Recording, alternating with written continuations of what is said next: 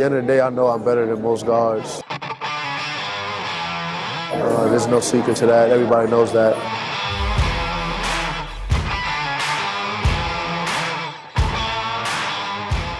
When you're holding a basketball in your hands, and you're just like we just were at a basketball court,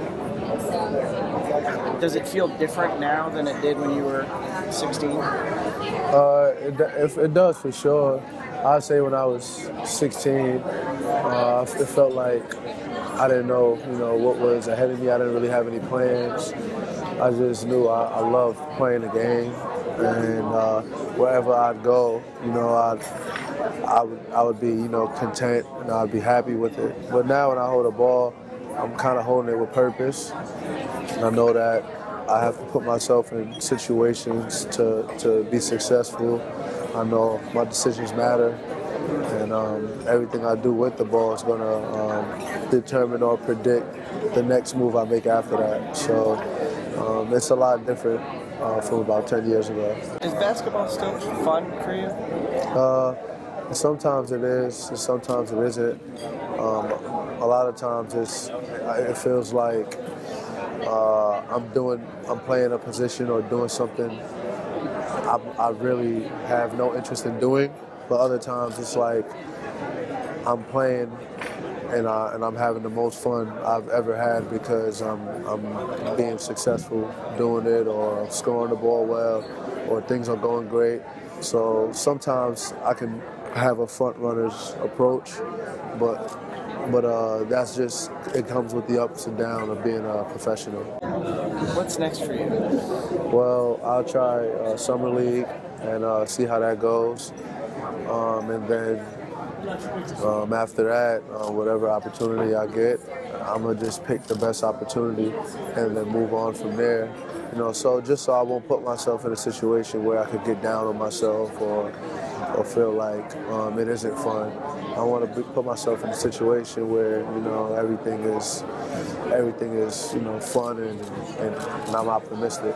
Start with the NBA. Your experience in the NBA. How is that different than college? Obviously, it's very different. Well, the experience in the league, it was a lot of free time.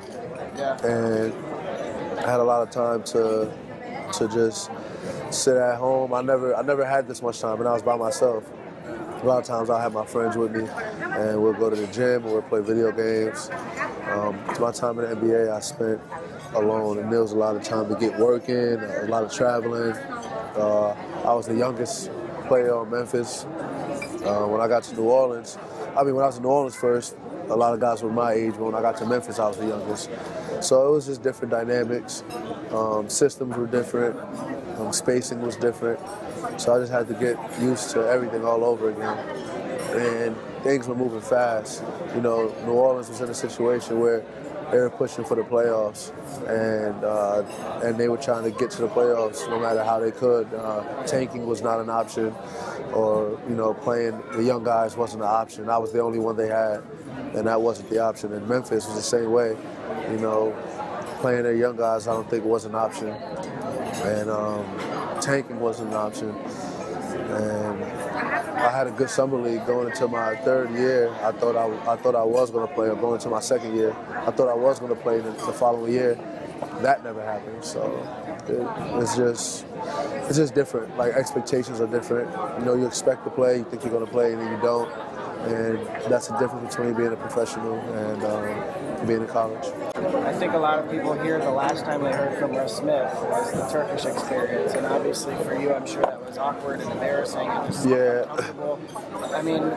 First of all, what was it like living in Turkey? There was the terrorist attack in Istanbul, and obviously there's a lot of tumult there right now. What was that like? It was a lot of fun being over there because it was a different country. I got to do a lot of different stuff, see a lot of different things, but it was also scary. It was scary, the airport situation, the bombing at the sports complex, the assassination in Ankara, and there was also a shooting at a club, but I already left. But you can imagine there was stuff going on there, a lot of the time. We were close to the Syrian border because they bombed like 45 minutes away in Aleppo. It was just wild.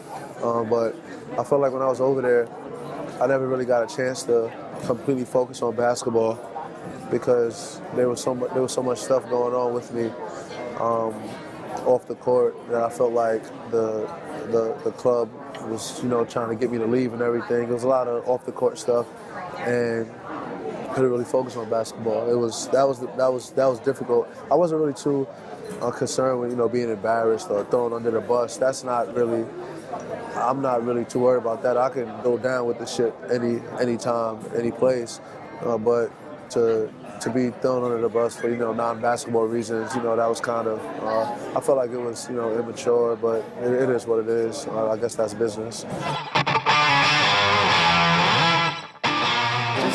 How do you feel about the game now? Now for me, it's I look at it different because I see it from the business side, and it kind of puts a little twist in my stomach because you grow up playing basketball to love the sport, and then when you have to make decisions based on business, that's difficult because in business people are trying to take advantage of you.